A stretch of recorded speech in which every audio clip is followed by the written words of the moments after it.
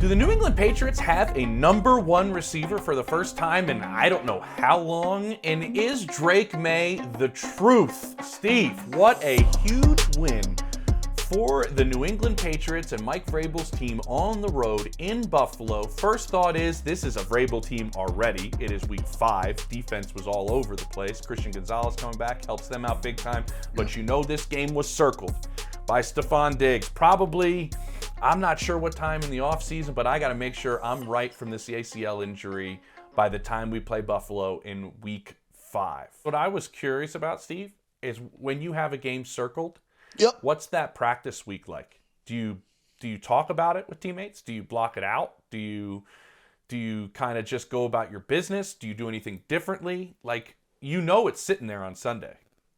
That whole week of practice is what? Well, the process of going against, obviously, when Stefon Diggs had the opportunity to sign with the New England Patriots, he knows that he's going to see his team twice a year. And he doesn't just see them at his place. He gets to go in their home, a place he felt that he's contributed to, where, like, yeah, I relish the opportunity to go ahead and rub it in their face if I can get an opportunity to ball. Mm-hmm. The week leading up to it, you as the player try to stay even keel, but your teammates, your head coach, everybody around the facility is wanting you to play well, but they're also watching to see, is he a dog? Like, what kind of dog is he? Because there are some, we walk around a lot of times now and we call everybody a dog, but there's not some dogs. There's some puppies in the league that will never be a real big dog. Mm-hmm. But because they have the jury, they assume they are, and then they find out in the game over a period of time that, man, you just fronting. You just here. You are here. You're in the league, but the league doesn't. The league will survive without you, and that could be said for a lot of people. But then there are some people it can't be said for. Challenging and channeling your emotions. Now, I would joke and say, like, really, I'll be like, I'm still trying to figure that out. It's not true. That's just my natural defense mechanism to kind of just shield it away. But you are trying to figure out, how do I ragdoll, drag, caveman your opponent, but keep it within the framework of the legal football game? Mm-hmm. And so you have a lot of time to try to figure that out. Driving in, driving out, watching film. You start to watch film against guys that, man, you know how this dude is. Mm-hmm. Like, when it's not even like watching your ex-girlfriend. It's watching a family member that you know intimately. And when I say intimately, I'm talking about, you know things and they know things about you. But then you also know that, like, man, that corner, when he's lined up, he got 2 left feet. Mm-hmm. When that guy does this, he's that. So you start to go back into your memory bank. Conversations you have with those guys in practice. Yes. I mean, you're sitting there talking with guys in practice when they're on your team, and you can, corners are going to say to you, right, Steve, like, man, you know what I can't get right now? I can't. And they tell you when your teammates, because you're trying to get you to help them. Hey, what did I do? And you're like, you talk. So it's general coworker talk. Mm-hmm. The difference with football is now you get to use everything about your coworker that you don't against them that they know and you know. But here's the difference: who can use it the best? Yeah. Right? Who literally can use it the best? Mm-hmm. That's a great point. So in game though, what's the emotion like? Like pre-game, do you have to calm yourself down? Do you find a way to harness it? Do you find a way to utilize it? And then, we'll get to post-game, because I thought that was awesome from Diggs. The biggest thing that you have to do is not shoot your wad and warm-ups. Okay. Warm-ups. Because it can happen. You get so amped up. And I thought Diggs did a really good job. You could see emotionally speaking to the team. Oh, yeah. And throughout the game. He was locked in. Of course, he circled this game. You always circle the game in which you want to be. Look, comes in there, does a little hesitation. They were doing a really good job. This is where he's still moving, man, here. That play is where you really saw that the need to stop and go. That's how you know. Mm-hmm.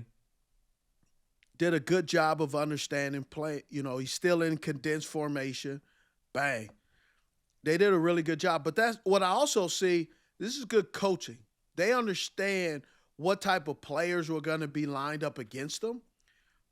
But Stefon has always been a guy that does a really good job with the ball in his hands. And very much so.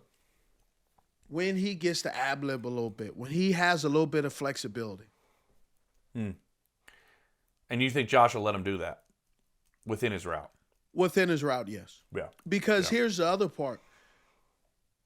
You can't tell a receiver how to run a route. You could draw it up and say what your preference is, but at the end of the day, the receiver is going to run the route, good or bad or indifferent, the way he sees it. Mm-hmm. I mean, that's just how it is. At this point in his career, Steve, of where he's at, there's plenty of people that go, he's more of a slot player now. Is that true, or does he still have it in him to line up out wide and do some of the things we saw him do in those first several years in his career, whether it was in Minnesota or whether it was in Buffalo? Here's a football answer. It doesn't even matter. Okay. Because as long as he has a coordinator or offensive structure that understands what he brings to the table, how you could get this guy there, that he could use his burst, he could use his suddenness, he could drop his weight, get in and out of breaks, get his hips around to attack the football. But if you can't get that, right, let's switch gears. Let's talk about the Buffalo Bills. You saying, what can he do? Mm-hmm. I can show you some examples that we saw Sunday night, where the guy who was replacing him, who had one good game. He's been MIA on the milk carton. Haven't seen him since. It's Keon Coleman. And he was also, let's remember, Steve, he was also held out of the first series for discipline reasons for this game. Well, it doesn't matter if he was held out either way. He would have showed up the same way in the first series, just like providing he showed context. up in the game. Yeah. Which is, can't get off press cover. Oh, he was getting jam. I'm talking about toastity toast. Jam. I'm talking about marmalade. I'm talking about blueberry spread, boysenberry spread. It was all the stuff at a farmer's market that you love to have, except it was on a football field.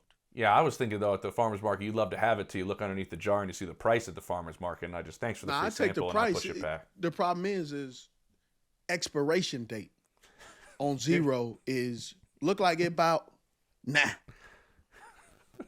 It's not working. I'm this may come across the wrong way and call me a hater. Yes, I dislike unproductive wide receivers. You've caught me. I'm caught. I do not like unproductive wide receivers, especially the ones who everybody knows they're going to ball, but they fall. It's not happening. Mm-hmm. You know you're in trouble when you got to go in your bag of tricks and get Curtis Samuels to be your second most productive wide receiver on the outside. True. And it seems like, to put it back to Diggs, Steve, what's happened the last 2 weeks with him going over 100 in each of the last 2 weeks. Yeah, it's he still won a one-on-one versus my Panthers. Versus your Panthers, yeah. Yep, but thanks. It seems like it's still all within the flow of the offense of what Josh is doing. And the ball's still getting spread around. Yes, and it is. I think that's an important Pops note Douglas to is make. doing a great job, too. He's showing Hunter up. Henry, yeah. Hunter Henry, yeah. It's still getting spread around. And I think that's a testament to Josh, the way he's doing it. It's a testament to the quarterback in finding, the open man. But also, if you ask people in New England, these two haven't had a ton of reps together. Remember, the ACL was 11 months ago for Diggs. I think it's been a very impressive recovery, the way he's gone about it. Absolutely. They didn't think he'd be on the field in minicamp. He was. Nope. They didn't think, he'd get the reps he got in training camp. But if you because ask of his age, too. Exactly, right? yeah. The wear and tear that you already have. Great point. I think he did a really good job of preparing himself, getting ready, especially playing on that turf.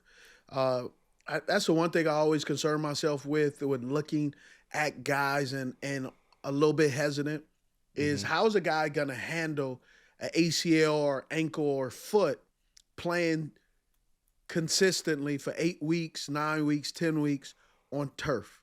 Mm-hmm. Right. And a lot of times a lot of times they practice. I know New England, they practice inside the stadium. And some of that is turf as well. So they don't get an opportunity to work on grass. I prefer grass, the natural stuff, but the artificial turf, man, it just doesn't give. And you've seen it time and time again. The routine play ends up turning into a devastating injury. Moving forward, they just lost Gibson. That bro, I'm not sure if Ramondre Stevenson can maintain his mentals with the fumbles. Yeah, what do you do, Steve? Because there's only so much you can do during the week to hit the ball and go at it with him, right? You know what I mean? When is it a mental aspect for him? It is a mental in aspect. The game. Yeah, exactly. It's a mental aspect because how many people had to rally around him? They understand the impact. Bro, 10 fumbles since 2024, and 6 of them are lost. That's bad ball. Yeah. That is bad ball. And then he fumbles another. I'm like, yeah. Right? I've been there. You just go, you can't get out of your own way. Mm-hmm. It becomes such a psychological thing.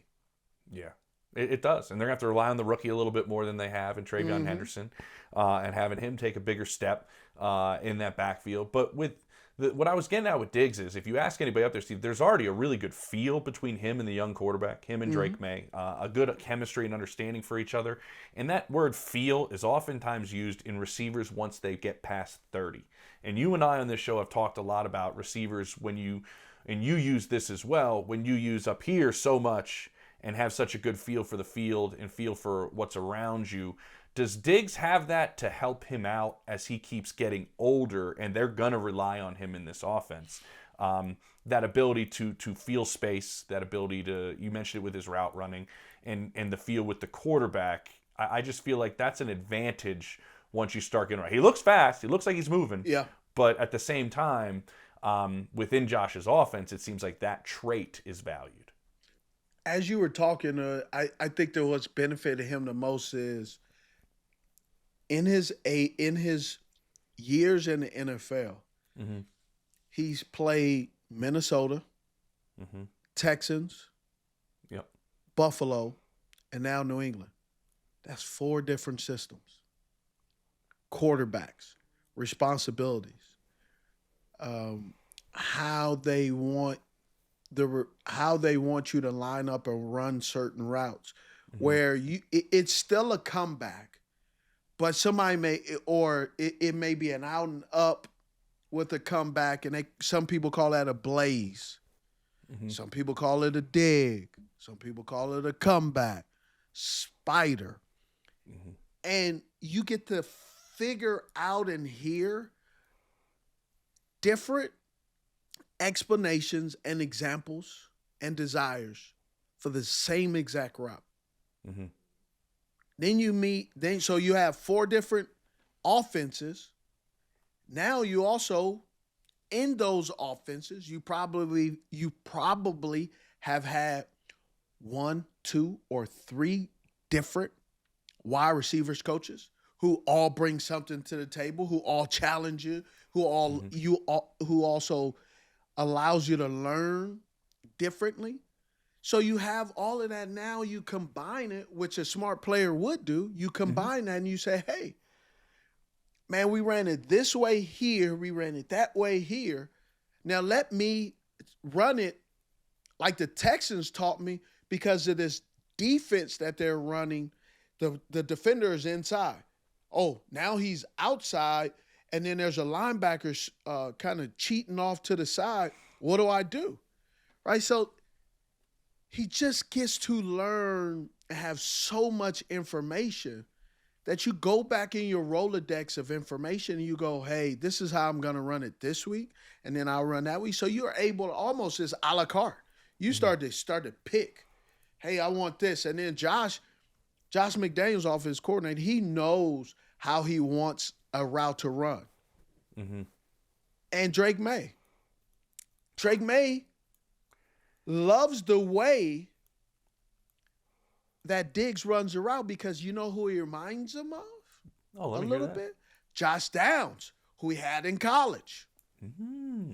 And Josh Downs with a little shiftiness. And you see now with Diggsy seems to have a little bit more shiftiness than he had before, because he's in the framework of the offense. Now he gets to play with different releases. He gets to play the mind game with the defender and still get the ball thrown his way, no matter how slow or how fast his tempo is in that route. And that is a disaster. That's a recipe for disaster for the defenders, because they can never really get a beat on what he's doing. Yeah, that's a really good point. And you saw a couple of those plays that we saw from Sunday night. Like the May loves to roll out to his right, Yeah, buy yes. extra time. Yep. And you saw a couple of those. Diggs on the scramble drill was outstanding. The turn and go upfield, find the sideline, find space, all those different things.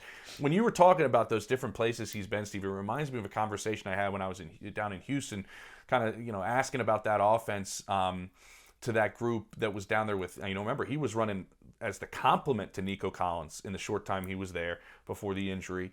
And they were kind of told when they picked up Diggs, and this was told to me, there are certain things he's just not going to do, man. Just, you know what I mean? He's had a little bit of a reputation. He's not going to do this. He's not going to do that. Down in Houston, they were like, he's done everything we've asked him to do. He did everything. I don't know what they were talking about. He did everything. And I feel like that mentality that changed when he went to Houston, he brought that to New England. He's kind of doing what they're asking him to do within this offense, which is a little bit different. And Josh runs a little bit different. And before we wrap this up, though, what do you think of Drake May? Like, I mean, he's a so Charlotte far. boy. So I've known a number of people. Musa Muhammad coached him when he was young, 7-on-7. Josh McCown knows him. There's a ton of people here in Charlotte that just have great things to say about him. Mm-hmm. And they knew what type of football player he was going to be.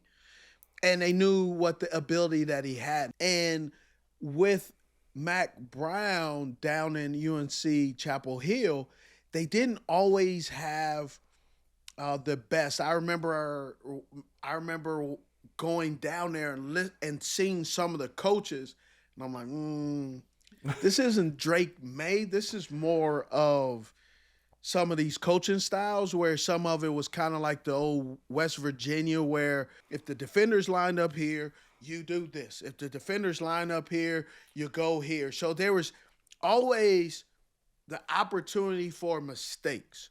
Mm-hmm. And I remember going down there and I saw some of the coaches, and I go, oh man, this isn't going to work out. Yeah. And it was because some of these coaches and the style was a little bit freelance.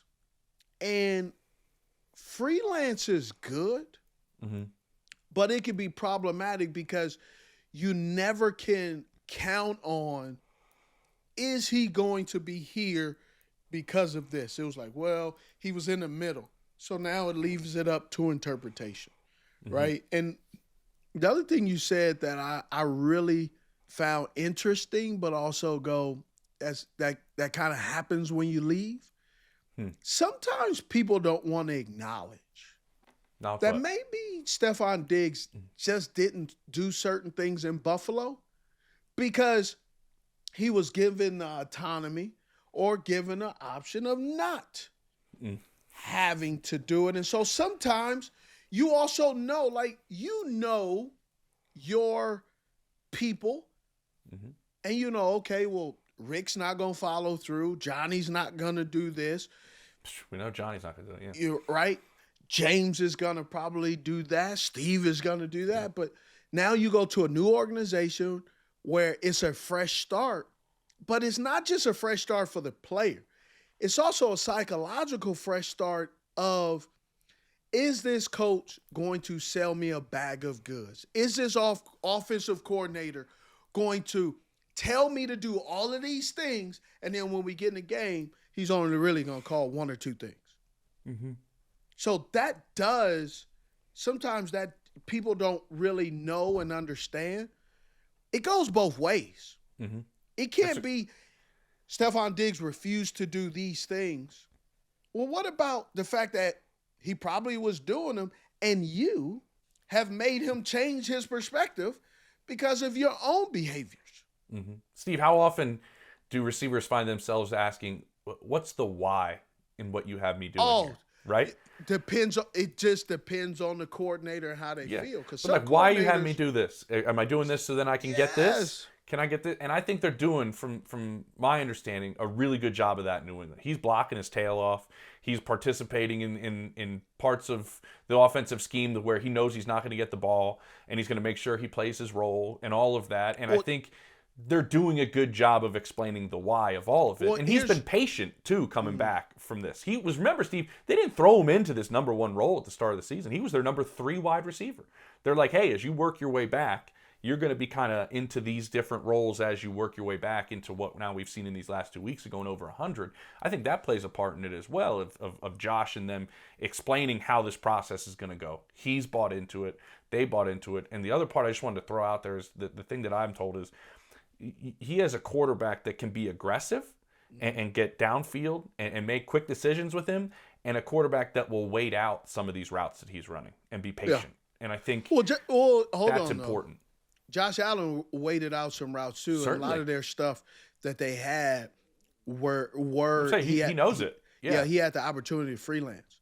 Mm-hmm. The other part that we aren't giving enough credit to, and I was watching the game and I said, man, damn, Mike Vrabel is a hell of a coach. Yeah, he is. Bro, he really is. Gosh. Like, I was sitting there saying, man, he's a hell of a coach. Just the way and how he does things. Man, it's just remarkable. And knowing him, so grumpy. So grumpy. Right? But you want to, as a player, you want to play for him, man. Yes, you always know where you stand. Mm-hmm. Like, that is the biggest benefit of having good coaching. Mm-hmm. When you always know where you stand. That's like, when you don't know where you stand, man, come to work. Some people listen to this and go, man, you getting a check. Yeah, I'm getting a check. That's cool. But after a while, you start to go, man, do I want to get a check somewhere else? Yeah. Do I really like what they serve in the cafeteria? You start going through a checklist of things that you're going, nah, I can do better. Mm-hmm. And it's not do better wins. Sometimes just, man, change the scenery, hear a different voice. That's why I think this is very critical for the Baltimore Ravens with John Harbaugh. I think it's 18. 18 seasons. Years. It's 18 years. 18 seasons. Mm-hmm. No matter what, you know there's no player on that roster that has been with John Harbaugh the whole 18 seasons. That'd be impressive, but no. Extremely. It would probably only be a kicker. But what can happen when you're in a place long enough is you have some of the players like Marlon Humphreys. Marlon Humphreys has been there for a while now. Mm-hmm. When the stories, the analogies, the references, the motivational speeches, the cursing outs, mm-hmm. you start to, as a player and assistant coaches, you start to predict the behavior of the coach. Mm-hmm. That's where things could get fuzzy. And I think that's what that's where we separate good coaches to great coaches, Steve. Because oftentimes I'm always told, and you know this, you can be one way as a college coach. Because guess what you got in 4 years? A whole new group of guys that have never heard the story before. NIL, you're going to get it in a year. 6 months. Yeah. So you know what I mean? It's always new guys hearing that you can have the same message. You can have the same thing. It's always when you play the long game in a certain locker room, it can get hard. And I think Vrabel did a great job in Nashville, honestly. Yeah. He's not a coach for everybody, but I'm excited to see if the way Drake May's playing football and keeps playing that way. I mean, there are people in the league right now. I know Jaden Daniels had a unbelievable rookie season, and he had an injury. But to see the Commanders get him back. Get him back. I did not think the way the Commanders were playing football, I was like, does Daniels really make this offense that much better? Yeah. Yeah, he does. Sometimes when a guy leaves for 2 weeks, you can have a really good sense of what's going on with the offense. I'll take him with a bad knee over this guy any day. 100% correct. 100% correct. But listen, there are some people in the league saying right now, I know Jaden Daniels. Trust me, this isn't anything against him. Right now, Drake May be playing the best out of the second-year quarterbacks. That's true. He's playing outstanding. Poise, control. His stats are almost identical to Josh Allen's, the reigning MVP, and I think he's like top 5 in 2 in completion percentage, 5 in yards, something like that. Good. It's been good. It's been fun to watch, and this is for several reasons. Now a team you got to kind of keep an eye on, Steve, over the next couple of weeks. It's gonna be interesting to see what happens.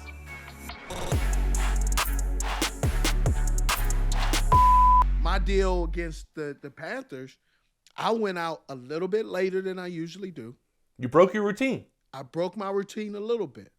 Okay. I talked to a few guys that I wanted to talk to that had that the non, hey, it's good to see you, love you. It was really a good conversation, but I had to cut it off because I needed to get back into my routine, and those guys knew I was about a routine. Steve had big headphones on with my Utah sweater, right? And I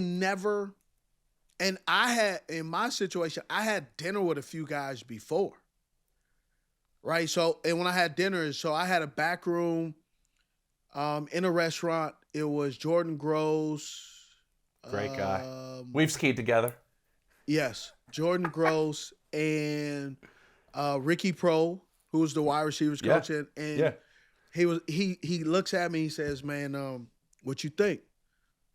I said, "I'm gonna drag y'all ass tomorrow." He was like, "I kind of figured that," and I was like, "That's really it." I was gonna expect anything anything else. Was so direct, and the one thing that I wanted to do is keep myself contained where I didn't really say much.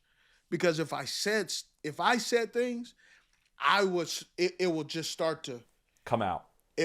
Ooze out of me. It'll be like a guy who went out drinking the night before and he's playing basketball. You're like, bro, this dude smells like the bar. What was going through your mind against your old team, running into the end zone there? Are the feet touching the ground, or are you just kind of floating on your way in? I was floating. So if you go back and look, I was black everything. You were? Everything. Black beanie. I got fined. Black towel. Visor. I blacked out visor. Darth Vader mode. Yeah. My gloves I was with Under Armour. It was Punisher nice. Gloves. So that was when Under Armour was huge into the Justice League and all those. You remember when they had the big old stadium, the Steelers stadium, where they had the big finale? Mm-hmm. Mm-hmm. So I was in all black, but I was sitting there just thinking the whole time, when I was going through it, it's like, bro, I just want to beat them. And I want to beat them my way, right? Mm-hmm. Which is me getting an opportunity to kind of show them that it wasn't that I lost a step. It was I was in a very predictable offense. Mm. And an old man showing the opportunity to say, hey, it wasn't me. And it wasn't Cam. It was just the type of offense we were running, where the team was, they were trying to figure it out. And then, obviously, me and Gettleman just didn't see eye to eye. It was his team. He was the general manager. Mm-hmm. And the unfortunate part is Gettleman did not realize that my give a blank meter didn't work. It was broken. And so the needle had broken off. Yeah. Yeah. So everything that you thought that you would be able to use against me and hold it, no, that didn't work for me. Mm-mm. So know exactly the feeling that Steph had after that game. Oh yeah, to beat the team, and I love what he said, was being transparent. Of course. Mm-hmm. Yeah, 100%. He said 100%. Who walks in the game and says, "Man, hope we get our ass kicked"? Cool. Yeah.